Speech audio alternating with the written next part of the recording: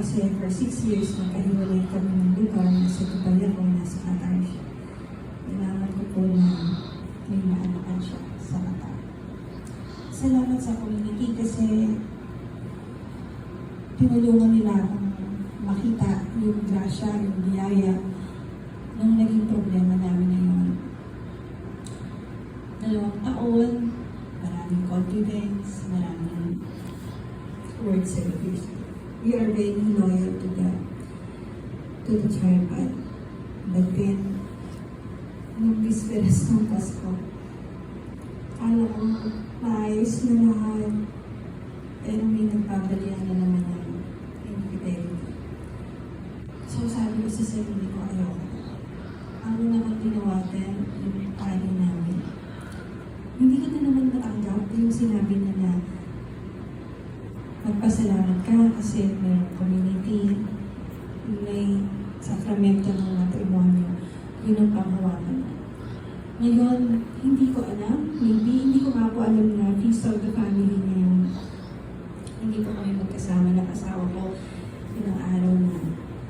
Pero siguro yun yung space na kinailangan ko para mag-isip kasi yung gusto ko ng isip ko, ayoko na talaga kasi ayoko na kong mabuhay sa pagiging paranoid na magkasama na kami, may ganun pa rin.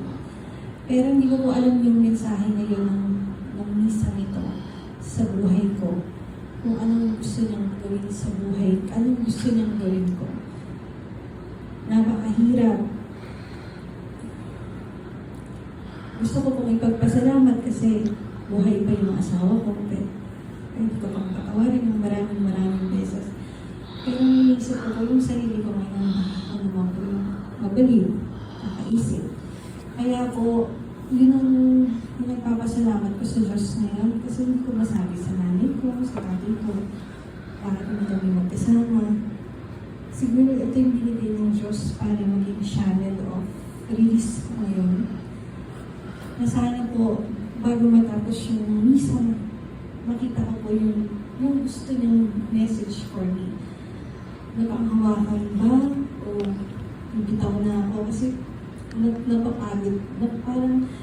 Parang napagod po ako bigla. Parang gumising ako isang araw na, okay na, kami na lang ng anak ko. Parang ganun.